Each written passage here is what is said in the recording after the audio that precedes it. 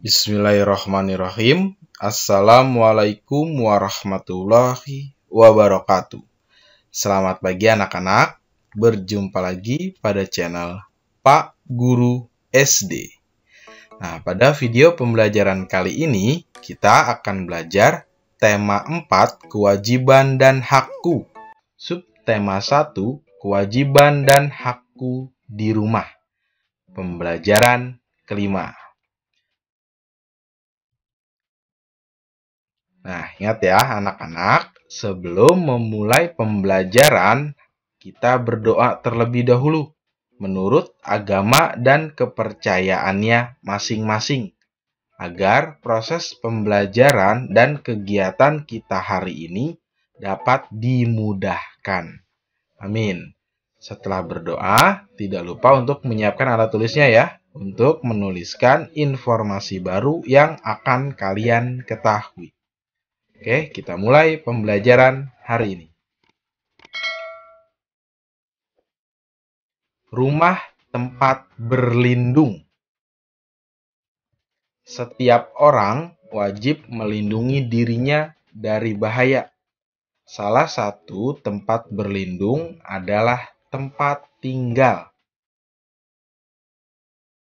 Setiap orang berhak mendapatkan tempat tinggal. Tempat tinggal biasanya berbentuk rumah. Rumah memiliki bentuk yang berbeda-beda, tetapi manfaatnya sama. Rumah merupakan tempat berlindung dan beristirahat. Rumah juga tempat berkumpul bersama keluarga. Kita tidur, mandi, makan, dan melepas lelah di rumah. Kita juga belajar banyak hal di rumah. Nah, Udin dan Mutiara mengeluhkan rumah mereka yang bocor. Ibu menasehati mereka agar bersyukur atas semua yang dimiliki saat ini. Nah, ibu menyarankan mereka agar melihat orang-orang yang lebih susah.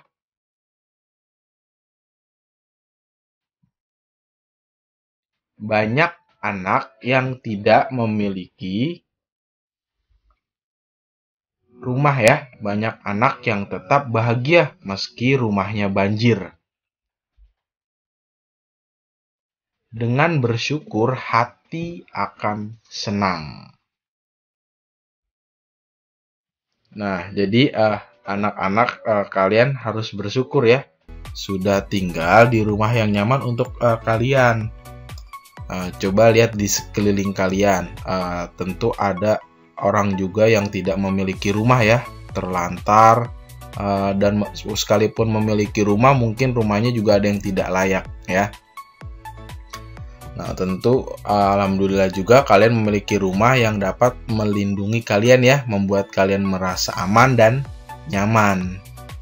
Nah, terus di sini ada Udin dan Mutiara yang mengeluhkan rumah mereka itu bocor. Nah, namun ibu menasihati mereka agar apa? Bersyukur atas semua yang dimilikinya ya. Ibu menyarankannya juga dengan agar melihat orang-orang yang lebih susah tentunya ya. Nah, terus juga banyak juga anak yang tidak memiliki rumah. Banyak anak yang tetap bahagia meski rumahnya banjir. Oke. Jadi tentu kalian harus tetap bersyukur ya.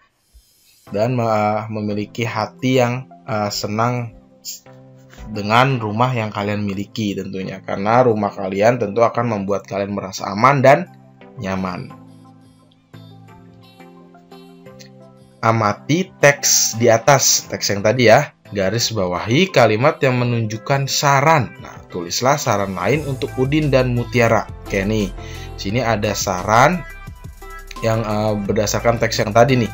Yaitu apa sarannya? Ibu menyarankan mereka agar melihat orang-orang yang lebih susah. Nah, jadi beruntung ya Udin dan Mutiara itu memiliki rumah tempat tinggal ya tentunya yang aman dan nyaman untuk mereka. Karena di luar sana belum tentu juga ada orang yang memiliki rumah dan nyaman tentunya ya.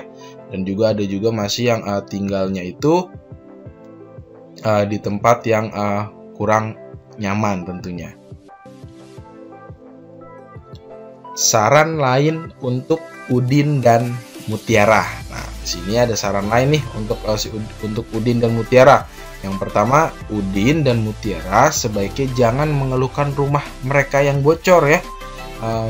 Kemudian yang kedua itu, Udin dan Mutiara sebaiknya bersyukur masih memiliki rumah karena banyak anak yang tidak memiliki rumah ya. Meskipun rumah Udin dan Mutiara itu bocor, tentu bisa diperbaiki ya. Yang ketiga, Udin dan Mutiara seharusnya mendengarkan nasihat ibu untuk selalu bersyukur. Keempat, Udin dan Mutiara sebaiknya melihat orang-orang yang lebih susah hidupnya daripada mereka. Dan yang kelima itu adalah Udin dan Mutiara sebaiknya bersyukur karena dengan bersyukur membuat hati kita menjadi tenang. Paham ya anak ya? Oke, selanjutnya. Bersyukur maksudnya adalah melihat semua yang dimiliki sebagai karunia Tuhan. Nah, kita menerima semuanya, tidak mengeluh dan gembira atas apa yang ada. Jadi tentu kita harus bersyukur ya.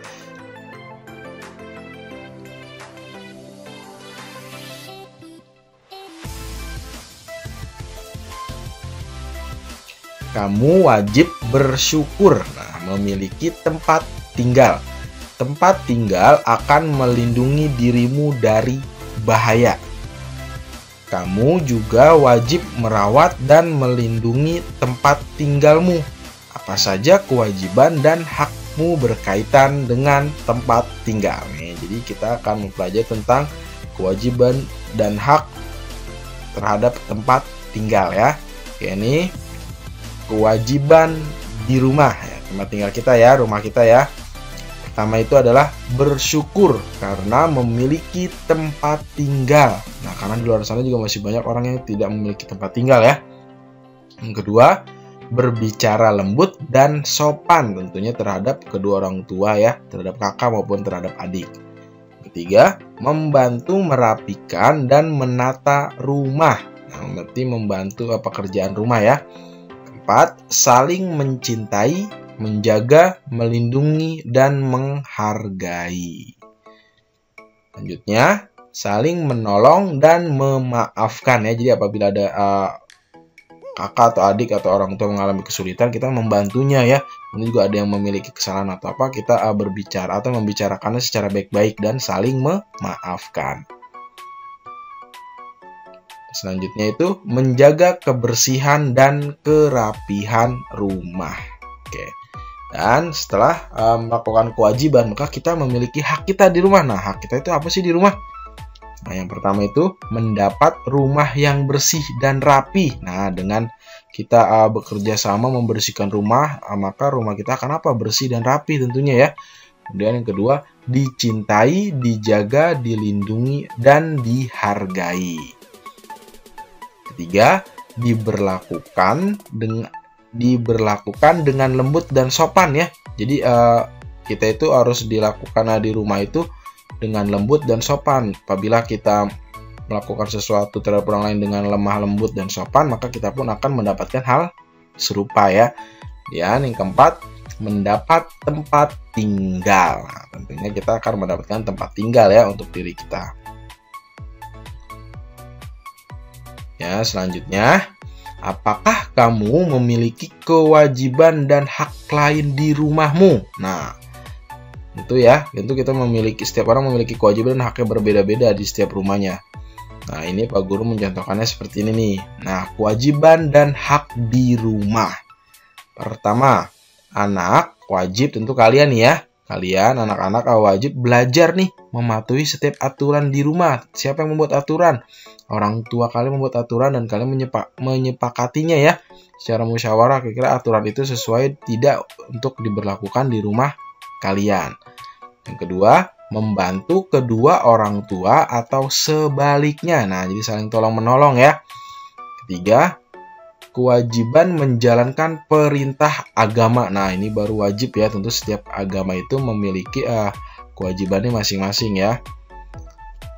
Keempat, membantu merapikan dan menata rumah. Oke, dan yang kelima, menghormati dan menyayangi semua anggota keluarga. Jadi tidak boleh saling memilih, misalkan kakak menghormati atau menyayangi adik saja, orang tuanya tidak disayang, tidak boleh seperti itu ya. Jadi saling menyayangi dan menghormati ya, semua antar anggota keluarga. Nah, selanjutnya itu mendapatkan kasih sayang dari orang tua. Nah, ini adalah hak kalian nih ya, mendapatkan kasih sayang dari orang tua kalian. Dan selanjutnya mendapatkan perlindungan. Nah, kalian mendapatkan perlindungan dari orang tua kalian di rumah tentunya. Dan yang kedelapan, mendapatkan kesehatan dan pendidikan. Nah, jadi apabila kalian sakit, maka orang tua kalian berkewajiban untuk membawa kalian kemana? Ke dokter atau ke tempat berobat ya. Dan orang tua kalian juga berkewajiban untuk menyekolahkan kalian.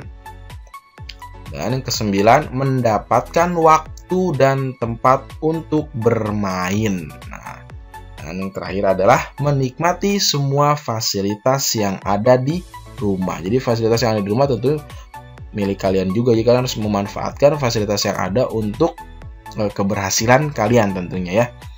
Oke. Selanjutnya, Ayah Udin ingin rumah mereka nyaman. Ia berencana merapikan pagar rumah mereka. Nah, Ayah Udin membutuhkan 980 batu bata. Ia memiliki beberapa batu bata di rumah. Ayah membeli kekurangannya di toko bangunan. Berapa batu bata yang mungkin Ayah Udin miliki dan berapa yang harus dibeli? Nah, jadi kita membuat kemungkinan ya. Nah, buatlah 5 kemungkinan. Nah, 980 ini adalah tadi batu bata yang diperlukan untuk Ayah Udin ya. Nah, di sini membuat kemungkinan nih. Oke, jadi titik-titik ditambah titik-titik sama dengan 980. Jumlahnya sudah diketahui, maka kita buat kemungkinannya di sini. Pak Guru mencontohkannya dengan yang pertama 750. Nah, maka berapa hasil titik yang tengah sini? Nah, jadi 980 dikurang 750 ya. Seperti ini caranya. 980 dikurang 750 ya. Jadi dengan 0 dikurang 0 sama dengan 0. Dan 8 dikurang 5 sama dengan 3. 9 dikurang 7 sama dengan 2. Jadi hasilnya adalah 230. Nah, kita bisa juga jumlahkan ulang. 750 ditambah 230, apakah hasilnya 980? Nah, ya, bisa mencobanya. Dan yang kedua, Pak Guru membuat kemungkinan adalah 700. Jadi 980 dikurang 700 ya. Nah, seperti ini caranya. 180 dikurang 700. 0 dikurang 0 sama dengan 0, dan 8 dikurang 0 sama dengan 8, 9 dikurang 7 sama dengan 2. Hasilnya adalah 280. Paham ya anak-anak ya? Oke, yang ketiga. Pak Guru membuat kemungkinannya adalah 670. Nih ya, jadi 980 dikurang 670. 0 dikurang 0 sama dengan 0, dan 8 dikurang 7 sama dengan 1, 9 dikurang 6 sama dengan 3. Nah, hasilnya adalah 310 ya. Jadi 980 dikurang 670 hasilnya adalah 310. Dan yang keempat 630. Nah, jadi 980 dikurang 630 nih ya. 630. 0 dikurang 0 sama dengan 0, 8 dikurang 3 sama dengan 5, dan 9 dikurang 6 sama dengan 3. Hasilnya adalah 350. Dan yang terakhir adalah yang kelima, Pak Guru membuat kemungkinannya adalah 580. Ya, jadi 980 dikurang 580. 0 dikurang 0 sama dengan 0, 8 dikurang 8 sama dengan 0 ya, habis ya. Kemudian 9 dikurang 5 sama dengan 4. Maka hasilnya adalah 400 ya. Jadi 980 dikurang 580 sama dengan 400. Nah, bisa juga pas setelah ditemukan hasil seperti ini, kalian apabila masih kurang yakin nih dengan jawaban kalian, maka 750 ditambah 230, apakah hasilnya 980? Kalian bisa mencobanya seperti itu ya. Oke, nah tentu pembelajaran seperti ini kalian harus banyak berlatih di rumah ya, dengan contoh-contoh soal yang lain. Tentu dengan bimbingan ayah dan bunda di rumah. Oke, paham ya anak-anak ya? Oke, jadi cukup sekian pembelajaran kita hari ini ya. Semoga bermanfaat untuk kalian semua. Kurang lebihnya mohon maaf ya. Terima kasih. Wassalamualaikum warahmatullahi wabarakatuh. Sampai jumpa pada pembelajaran selanjutnya.